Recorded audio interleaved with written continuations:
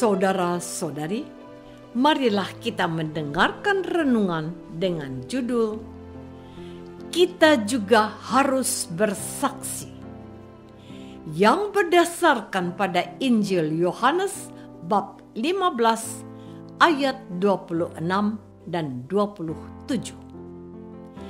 Jikalau penghibur yang akan kuutus dari Bapa datang, yaitu Roh kebenaran yang keluar dari Bapa, ia akan bersaksi tentang aku. Tetapi kamu juga harus bersaksi karena kamu dari semula bersama-sama dengan aku. Dalam nama Bapa dan Putra dan Roh Kudus. Amin. Saudara-saudari yang terkasih dalam nama Tuhan Yesus Kristus. Setelah bangkit dari wafatnya, Tuhan Yesus hadir tidak sesering ketika beliau belum dihukum di atas salib. Tuhan Yesus tiba-tiba muncul dan menyapa para murid yang sedang berkumpul atau sedang menjala ikan atau sedang dalam perjalanan. Namun, ada kesempatan Tuhan Yesus berbicara kepada mereka secara bersama-sama. Sebelum ia terangkat ke surga, Tuhan Yesus memastikan kepada mereka bahwa Dia akan kembali. Dia tidak akan meninggalkan mereka hidup dalam ketakutan dan rasa gentar karena diintimidasi atau diserang oleh orang-orang Farisi dan ahli-ahli Taurat. Tuhan Yesus tidak akan membiarkan mereka hidup seperti yatim piatu yang tanpa penolong. Tidak, Tuhan Yesus tidak akan melakukan hal itu terjadi. Tuhan Yesus menjanjikan kepada mereka seorang penghibur, yaitu Roh kebenaran yang keluar dari Bapa. Roh Kudus itu akan menggantikan peran Tuhan Yesus yang akan menyertai mereka sampai akhir zaman. Roh Kudus itu akan menyertai dan mendidik mereka sebagaimana Tuhan Yesus sudah lakukan selama ini untuk mereka.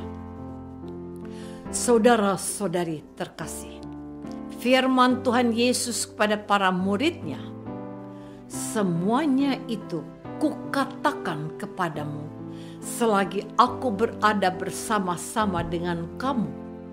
Tetapi penghibur yaitu Roh Kudus yang akan diutus oleh Bapa dalam namaku, Dialah yang akan mengajarkan segala sesuatu kepadamu dan akan mengingatkan kamu akan semua yang telah kukatakan kepadamu. Jadi, Roh Kudus itulah yang menjadi bagi mereka guru baru yang menggantikan peran Yesus supaya mereka ingat akan apa yang dikatakan oleh Tuhan Yesus. Roh Kudus itu akan menyertai mereka untuk pergi dan mewartakan keselamatan yang dibawa oleh Tuhan Yesus sendiri. Tuhan Yesus meminta bahwa para murid pun harus menjalankan tugas mereka seperti yang dikehendakinya. Kamu juga harus bersaksi karena kamu dari semula bersama-sama dengan aku. Mereka itu adalah utusan-utusan Tuhan sendiri dan diutus untuk mewartakan bahwa kerajaan Allah sudah dekat dan setiap orang harus bertobat dan percaya kepada Injil. Firman-Nya kepada mereka, kepadaku telah diberikan segala kuasa di surga dan di bumi. Karena itu, pergilah, jadikanlah semua bangsa muridku, dan baptislah mereka dalam nama Bapa dan Anak dan Roh Kudus, dan ajarilah mereka melakukan segala sesuatu yang telah kuperintahkan kepadamu. Matius bab 28 ayat 18 sampai 20. Saudara-saudari terkasih, pada hari ini kita mendengarkan pewartaan Gereja Kudus bahwa Tuhan Yesus menghendaki agar kita memberikan kesaksian kepada semua orang. Kita seperti para murid Tuhan diutus untuk memberikan kesaksian kepada dunia bahwa Allah sedemikian mengasihi manusia sehingga Ia mengutus anaknya yang tunggal ke dalam dunia, bukan untuk menghakimi dunia, melainkan untuk menyelamatkannya oleh Dia. Yohanes bab 3 ayat 16. Untuk mencapai tujuan tersebut, kita harus memberikan kesaksian hidup yang dapat mempesona orang-orang pada pribadi Tuhan Yesus sendiri. Semua orang harus diperkenalkan dengan Tuhan Yesus sendiri, sehingga mereka datang kepada Yesus dan menerima Dia sebagai juru selamat pribadi mereka.